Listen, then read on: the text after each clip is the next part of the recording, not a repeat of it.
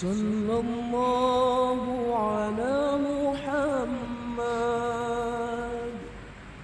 صلى الله عليه وسلم. الفاتحة. Warahmatullah. A'udzu billahi minasyaitonir rajim. Bismillahirrahmanirrahim. Alhamdulillahi rabbil alamin. Ar-rahmanir rahim. Maliki yaumiddin. Iyyaka na'budu wa iyyaka nasta'in. Ihdinas siratal mustaqim. Siratal ladzina an'amta 'alaihim ghairil maghdubi 'alaihim waladdallin.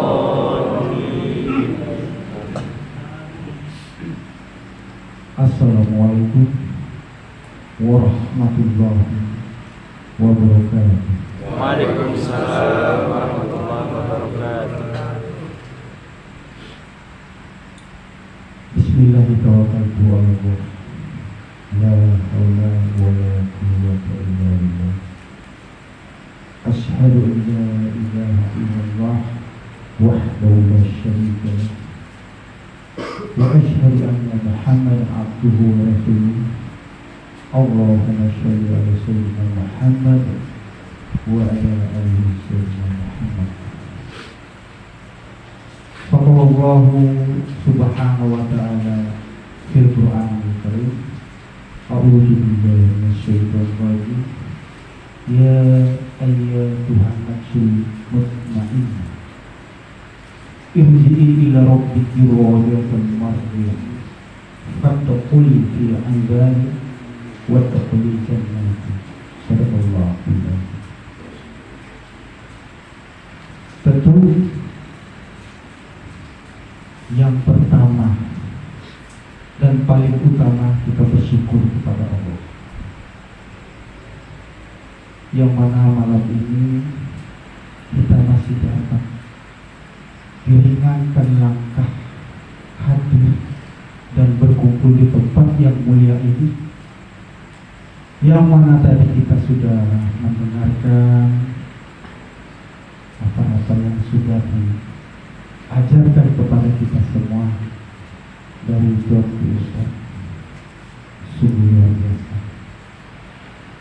Yang kemudian kita akan melaksanakan acara puncak, yakni zikir rapid silbet, yang kesemuanya itu adalah inayah serta pertolongan dari Allah Subhanahu wa ta'ala. Kemudian selawat dan salam kepada junjungan kita semua, Nabi besar Muhammad sallallahu alaihi wasallam, yang mana kita senantiasa mengharapkan syafaat beliau. Setiap hari kita ucapkan dalam sholat kita, ihdinas siratal mustaqim. Mudah-mudahan kita semua peserta ini termasuk golongan yang mendapatkan syafaat beliau di yaumil mahsyar. Amin. Amin ya rabbal alamin. Yang dimuliakan Allah, Tuan Guru Pimpinan Buya Busro, Tuan Ustadz serta semua guru-guru yang hadir, yang tidak dapat saya sebutkan satu persatu, serta seluruh saudara-saudara serta sahabat yang hadir. Ya ayah Tuhan nafsu mutmainnah, Allah memanggil bagi jiwa-jiwa yang tenang, yang dipanggil khusus jiwa-jiwa yang tenang. Jiwa-jiwa yang tenang yang mana? Yang kembali kepada Tuhannya dengan hati yang puas, hati yang hidup, dan juga diridhoi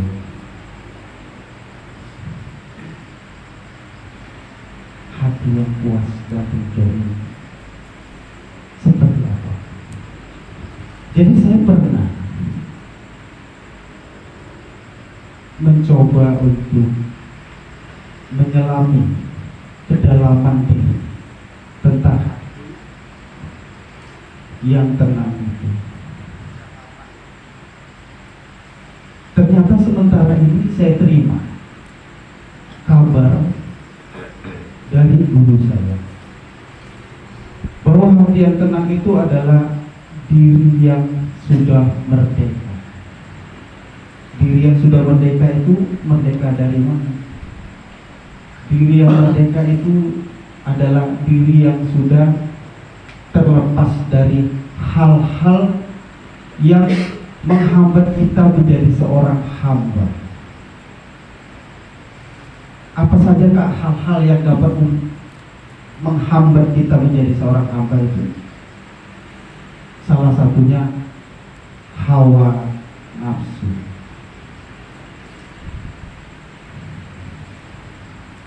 Hawa nafsu ini jika tidak kita tundukkan, maka akan menyebabkan hijab yang akan menghambat kita menjadi seorang hamba. Karena hijab ini ada 3 produk yang dihasilkan dari hijab. Yang pertama, maksiat. Yang kedua, lalai. Dan yang ketiga, syahwat. Jadi nafsu ini mengakibatkan hijab bagi kita, tirai yang akan menyampaikan kita kepada Allah. Dan hijab ini produknya 3 tadi: maksiat, lalai, dan syahwat. Maksiat itu seperti apa? Bagi saya, maksiat itu bukan hanya sekedar yang jahat, yang buruk-buruk. Yang baik juga berpotensi bermaksiat. Karena 1 detik, 2 detik, 3 detik, 4 detik, 5 detik kita lalai kepada Allah. Inilah yang membuat kita bermaksiat. Berarti kalau kita 5 detik lalai kepada Allah, 5 detik itu kita kehilangan Allah.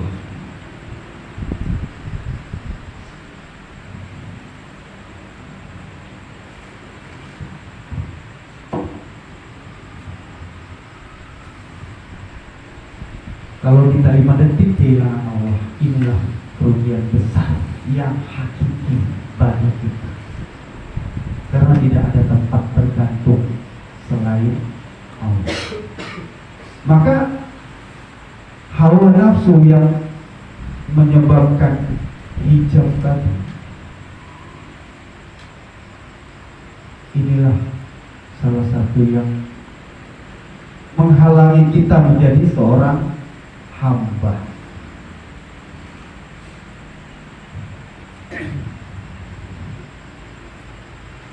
Satu detik aja kita lalai kepada Allah, maka iblis langsung menguasai hati kita. Jika hati kita dikuasai oleh iblis, maka pikiran kita juga akan dikuasai iblis. Yang kita tahu semua, asal muasal perbuatan kita dan perkataan kita diawali dari pikiran. Bagaimana kita agar bisa tidak lalai kepada Allah? Maka disinilah kita perlu penerang batin, penerang hati, tahu semua, cahaya matahari sangat terang. Itu dapat menerangi siang hari. Cahaya rembulan juga sangat terang dan berfungsi untuk menerangi malam hari. Ruangan ini terang, lampu ini terang, berfungsi untuk menerangi ruangan ini. Yang kesemuanya, lampu ini menerangi ruangan, rembulan menerangi malam, siang matahari menerangi siang. Yang kesemuanya ini urusan zahir kita. Semuanya itu urusan zahiriah di luar diri kita. Sementara batin kita adalah hal yang tersembunyi. Untuk menerangi batin kita agar kita tidak lalai lagi kepada Allah, apakah bisa pakai sinar matahari, rembulan? Maka kita perlu makrifah, penerang batin. Bagaimana cara? Sekalipun sehari kita membaca buku tasawuf, buku tauhid, atau mendengarkan ustadz-ustadz di YouTube yang berbicara tentang tauhid atau tasawuf, tetap tidak akan membawa kita ke arah nur ma'rifah. Karena ma'rifah itu cuma bisa didapat dari riyadhah dan mujahadah. Maka dari itu, bagaimana cara kita agar bisa mendapatkan nur ma'rifah? Nah, di sini tiap sesuatu itu ada pencucinya, dan untuk mencucikan hati itu dengan zikir. Luar biasa, tadi kita sudah bahas zikrullah dari Tuhan Ustaz. Maka zikrullah ini kadang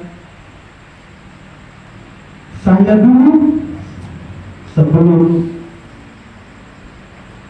menimba ilmu di Tariqat Naqsabandiyah beranggapan bahwasanya tatkala kita berzikir kita ingat Allah. Ternyata zikir itu bukan untuk kita ingat Allah. Taubat itu bukan untuk kita diterima oleh Allah. Taubat itu karena Allah membukakan pintu ampunan kepada kita, sehingga diberilah jalan untuk bertobat. Sama sekali kita nggak punya kuasa, karena Allah lah yang membukakan pintu ampunan itu. Makanya ada jalan untuk kita bertobat. Zikir juga seperti itu. Zikir itu bukan untuk mengingat Allah, tapi sesungguhnya Allah lah yang mengingat kita sehingga kita bisa mengingat Allah. Seperti tatkala kita berzikir, barulah kita sadar kita bisa bergerak, jalan dari rumah sampai ke ruangan ini. Sesungguhnya Allah yang menggerakkan dengan detak jantung yang ada pada diri kita, sehingga kita bisa berjalan sampai ke tempat ini. Dan semua yang terjadi di diri kita ini karena Allah ingat kita. Maka kita bisa ingat, maka kita tidak ada daya dan upaya. Ya ayat nafsul mutmainnah irji'i ila rabbiki radiyatan.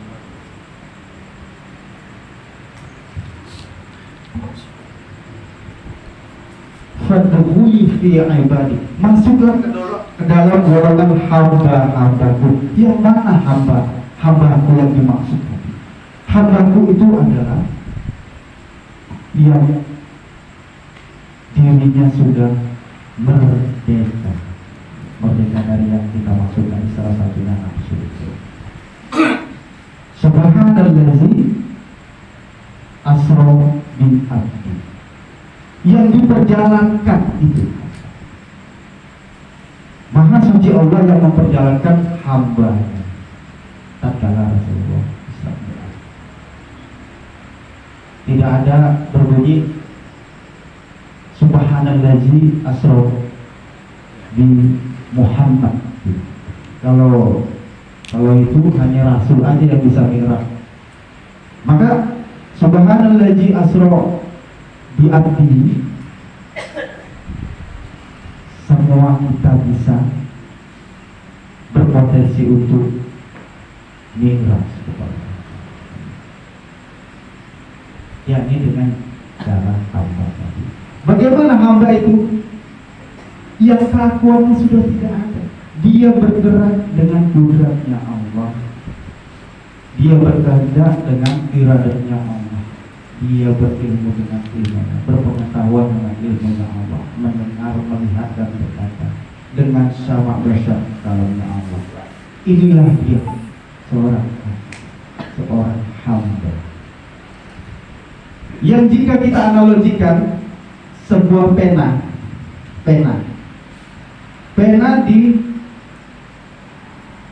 diperuntukkan sebagai alat tulis. Pena menulis di suatu kertas banyak tulisannya. Karena pena ada tulisan di kertas. Tatkala pena ditanya, siapa yang menulis kertas ini? Pena nggak pernah mengaku. Siapa yang menulis kertas ini? Pena nggak berani ngaku. Bukan saya yang menulis. Ada yang menggerakkan saya tadi. Ada yang menggerakkan saya untuk menulis ini. Pena nggak pernah ngaku. Analogi seperti itulah yang dimaksud hamba tadi, tidak pernah mengaku. Analogi yang lain, hati kita ini diibaratkan cermin. Hati adalah cermin. Nah, cermin yang kusam jika disekat setiap hari, dia akan lama-lamaan mengkilap. Jika cermin sudah mengkilap, terkena sinar matahari, dia akan membiaskan ke suatu objek sinarnya tadi,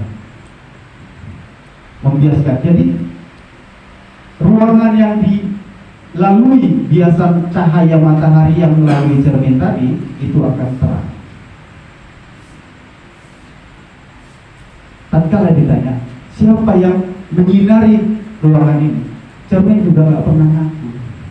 Gak pernah ngaku kalau dia yang menyinari, karena sesungguhnya matahari itu yang menyinari melalui cermin tadi, sehingga ruangan itu tersinari dan terang. Begitulah diri kita. Hati ini mendapatkan pancaran nurullah yang dengannya kita bisa bergerak dari mulai bangun tidur sampai tidur lagi.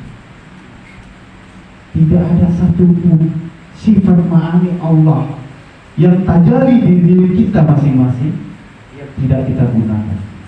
Dari mulai kudrat, iradah, ilmu, sama besar kalam, semuanya kita gunakan. Dan itu bukan milik kita. Maka seorang hamba itu tidak pernah mengakui kalau ada yang pada dirinya itu milik, tidak seorang. Inilah yang diundang Allah ke dalam surga. Fadkhuli fil ibadi wadkhuli jannah. Jadi yang diundang Allah ternyata yang jiwanya tenang, yang kembali kepada Allah dengan hati yang puas, ridho, lagi diridhoi, yang masuk ke dalam golongan hamba-hambanya. Dan inilah yang memenuhi syarat untuk masuk ke dalam surga, yang tidak pernah mengakui apapun yang terjadi padanya itu adalah perbuatannya. Karena memang sesungguhnya bukan perbuatan kita yang terjadi dari bangun tidur ke tidur lagi, itu bukan kudrat, yang tersemat di tulang kita sehingga kita bisa berdiri, berjalan, bahkan mengangkat beban yang berat, itu bukan milik kita. Itu sifat mahani Allah yang wujud pada kita. Iradah yang bersemayam di hati kita, yang dengannya kita berkeinginan, berkehendak, bahkan bercita-cita, itu juga bukan milik kita. Dan ilmu yang bersemayam di kepala kita, yang dengannya kita bisa berkembang, bahkan menciptakan hal-hal yang belum pernah ada, itu juga milik kita. Yang mana ketiganya, inilah yang menyebabkan segala aktivitas kita dari bangun tidur ke tidur lagi. Kemudian disusul oleh pendengaran, penglihatan, dan perkataan yang membuat kita terhubung oleh sesuatu di luar kita. Inilah modal kita untuk abluminan naskah itu. Yang kesemuanya ini memang bukan milik kita. Jadi jika kita menyadari yang melakukan itu bukan kita, kita hanya sebagai saksi, karena sesungguhnya kita diciptakan Allah untuk menyaksikan keesaannya pada diri kita. Kalau kita menyadari kita la haula wala quwata, kita tidak akan pernah lagi, maka disitulah jalan terbukanya kita untuk jadi seorang hamba. Mudah-mudahan kita yang hadir di sini atas bimbingan Tuan Guru dapat menjadi seorang hamba. Amin. Billahi taufiq wal